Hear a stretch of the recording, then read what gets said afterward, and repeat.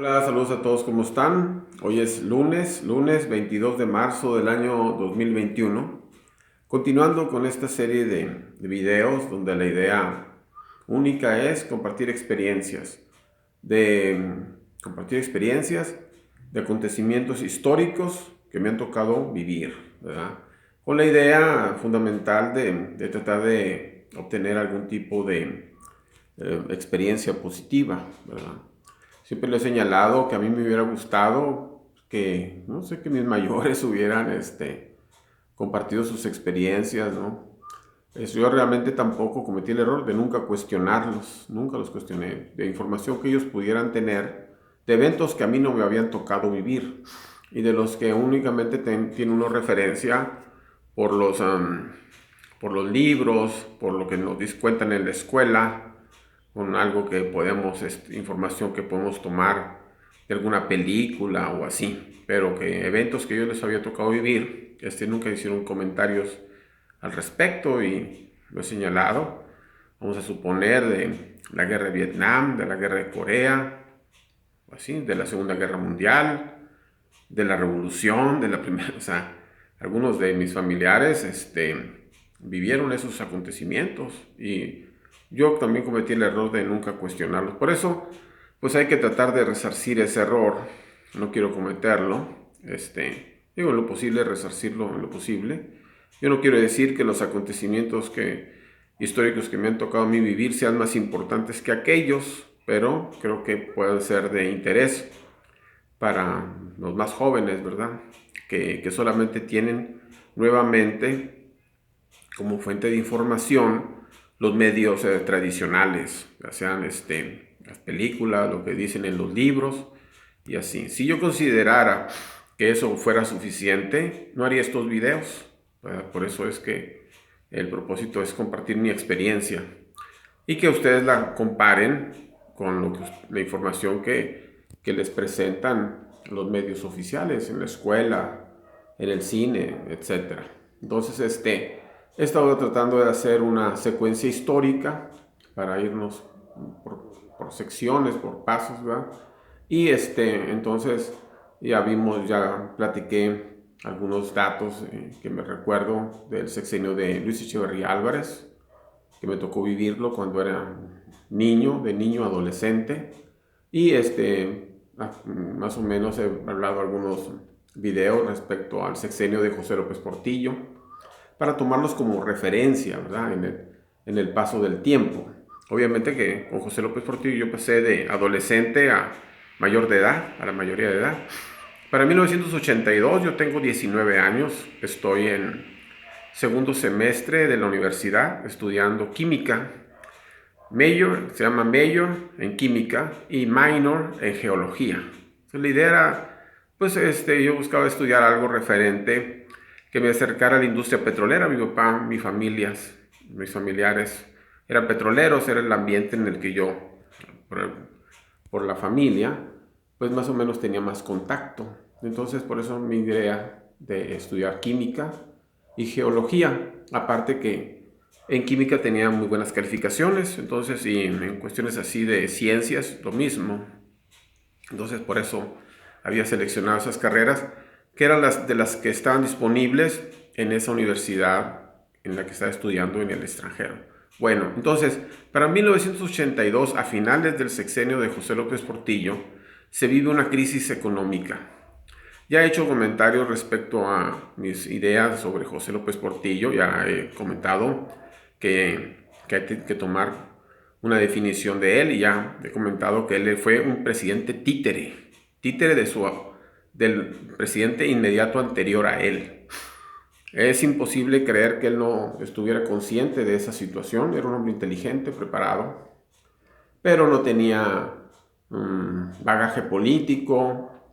Tenía apenas poco tiempo de haberse integrado a la política y, y los cargos que ocupó como secretario de Hacienda y posteriormente como presidente de la República no los hubiera podido obtener de no haber sido por la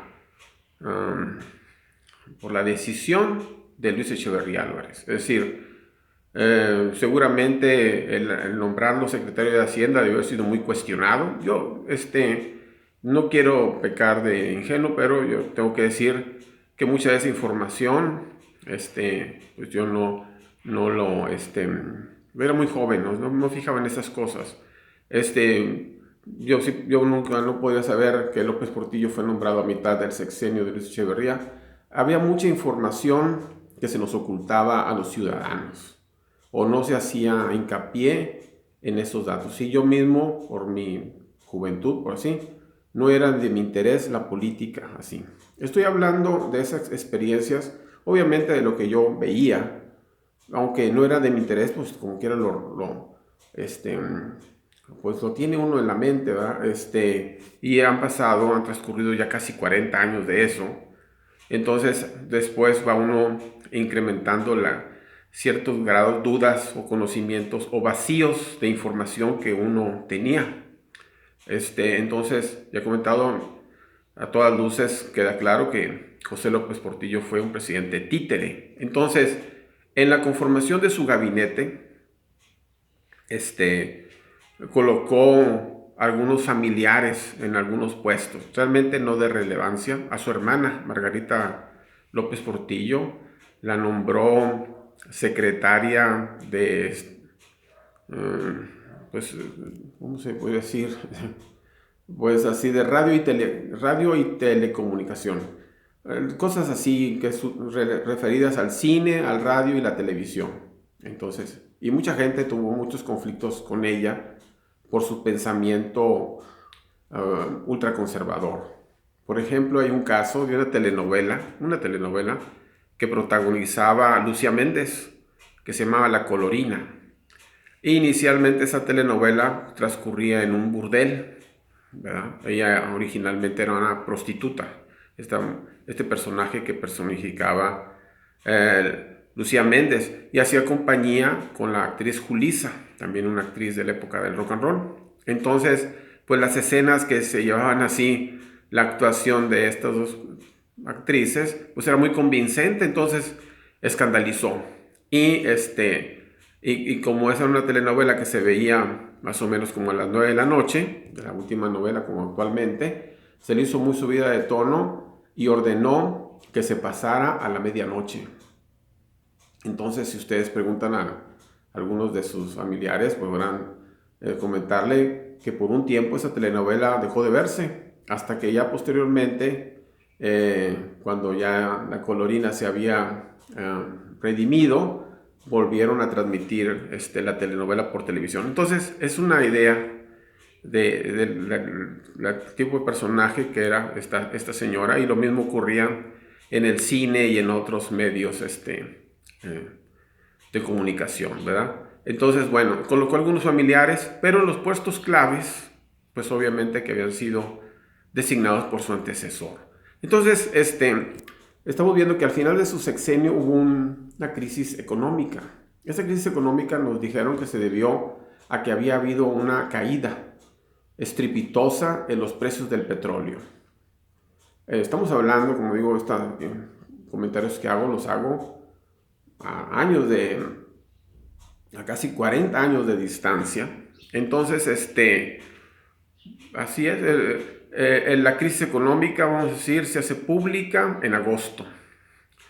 En junio, 2 meses antes, renuncia el director de Pemex. Entonces, al director de Pemex, que se llamaba Jorge Díaz Serrano era el director de Petróleos Mexicanos, la empresa de la cual el gobierno tomaba 7 de 10 pesos que obtenía el gobierno para su gasto, para todos sus pagos de trabajadores, manejo de las empresas, con todo.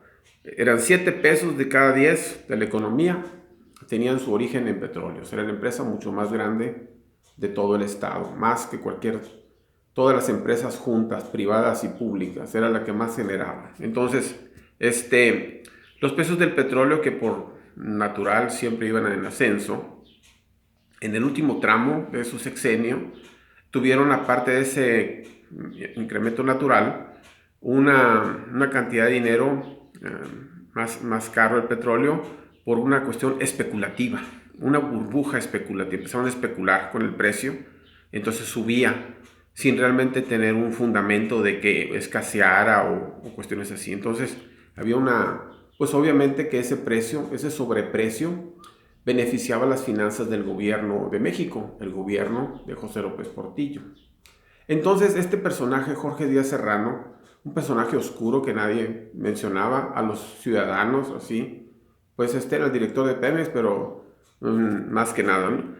¿Cuál era su origen? O sea, no se cuestionaba. Se sabe posteriormente que este señor tenía una empresa, era contratista en petróleos, y entonces tenía varias empresas que le trabajaban a Pemex, y a partir de ahí es como lo seleccionan para que sea el director de la empresa más importante del país. Este cargo está muy vinculado con el secretario de Hacienda, que son los que se encargan de proyectar el presupuesto del país, es decir, cuánto dinero se piensa que va a obtener Pemex, y a partir de ese dinero el gobierno programa su gasto. ¿Es así? Entonces, con el paso de los años, se va señalando que este señor Jorge Díaz Serrano era suegro o consuegro. Su hija, una hija de él, está casada con la hija del presidente George Bush. En ese tiempo, en 1982, George Bush, padre, era vicepresidente de los Estados Unidos. El presidente de los Estados Unidos era Ronald Reagan, ya había comentado, y George Bush era vicepresidente. México estaba teniendo un auge económico gracias al petróleo y beneficiándose de este sobreprecio. Sin embargo, el gobierno de Estados Unidos estaba teniendo problemas por esa misma razón, por los altos precios de los combustibles, y ya habíamos visto cómo este conflicto, estos altos precios de los combustibles causaron la derrota de Jimmy Carter. Jimmy Carter perdió la presidencia de Estados Unidos por esa crisis de los combustibles. Entonces, obviamente, que el gobierno de Reagan y Bush no querían tener ese mismo problema, y tenían como contacto a este señor, Jorge Díaz Serrano, que era pariente del vicepresidente de los Estados Unidos. Entonces ahí hay un hecho, se llama conflicto de interés. Nadie hace referencia a este tipo de tema, así como se lo estoy diciendo a ustedes. Hubo un conflicto de interés, eran familiares. El director de Petróleos Mexicanos era pariente político del vicepresidente de los Estados Unidos, de George Bush. Y entonces ocurre que este señor Jorge Díaz Serrano, director de Pemex, que por supuesto, por el puesto que ocupaba y la importancia del puesto que ocupaba, trataba solamente lo referente a los precios del petróleo directamente con el presidente de la República, en ese caso José López Portillo. Y él tomó la decisión unilateral de disminuir los precios del petróleo mexicano $4. $4 es un precio, estamos hablando de que en ese tiempo el precio del petróleo andaba cercano a los $40, $4 viene siendo el 10%. O sea, es un descuento muy alto en ese momento, ¿verdad? Entonces, genera con esto, al disminuir los precios, se rompe lo que se conoce como la burbuja, y entonces empieza a haber una carrera de precios, pero hacia la baja de tal modo que esos precios del petróleo, que en un tiempo llegaron a estar en $40 por barril, llegaron a estar a menos de $10 en el sexenio de Miguel de la Madrid. Como motivo de esta decisión, este señor es destituido de Petróleos, y 2 meses posteriores, es decir, en agosto, es cuando se hace público, explota este problema económico del gobierno mexicano, donde pues por los compromisos que tenía, estamos diciendo que Pemex sostenía prácticamente la economía nacional. Entonces, con esos recursos se pagaba a los maestros, a los doctores, a algunas empresas que se habían recientemente comprado, se estaban pagando con los ingresos petroleros. Es decir, tú estás contando con un ingreso y de repente se disminuye. Cuando el presidente quiso rectificar, es decir, volver a colocar los precios a su antiguo nivel, pues ya no pudo, porque entonces ya se había desatado una carrera de buscar precios, los demás productores de petróleo, tratar de buscar clientes y empezaron a jugar con los precios, pero a la baja, ¿verdad? Entonces, realmente es muy responsable este señor, Jorge Díaz Serrano. En el sexenio de Miguel de la Madrid, este señor es hecho prisionero. Se le hacen cargos por haber comprado maquinaria a sobreprecio, siendo director, es decir, un equipo de perforación que costaba, es decir, $1.000.000, lo compró en 4. Entonces, es un ejemplo, es decir, él era encargado de Pemex y como tal había comprado alguna maquinaria a sobreprecio. Ese fue el cargo que se le hizo, pero realmente, pues yo pienso, independientemente de castigarlo por ese delito, una especie de revancha. Se le ha atribuido que ese encarcelamiento estaba orquestado por Miguel de la Madrid, el presidente siguiente, porque Díaz Serrano había sido candidato, es decir, había competido contra él por la presidencia de la República. Yo realmente no lo creo. Yo pienso que este cargo realmente venía del mismo José López Portillo, que fue el que realmente salió perjudicado por la medida tomada por este señor. Para mi punto de vista, a los 40 años casi de distancia, es realmente una traición al presidente de aquel tiempo y a México. Es decir, este señor favoreció a los Estados Unidos, favoreció a su compadre, a George Bush, lo benefició políticamente porque Estados Unidos obviamente salió beneficiado grandemente, ¿verdad? Entonces este señor quedó en la cárcel y salió de la cárcel exactamente el día que George Bush es nombrado presidente de los Estados Unidos, por ahí de 1988. Es decir, estuvo en la cárcel casi todo esos 6 años, hasta que George Bush, su compadre, fue electo presidente o fue nombrado presidente de los Estados Unidos. Es decir, le pagó el favor, el compadre Bush, por haberlo ayudado a que disminuyeran los precios del petróleo. Difícilmente esta información la van a escuchar en los medios. Les voy a hacer una pregunta.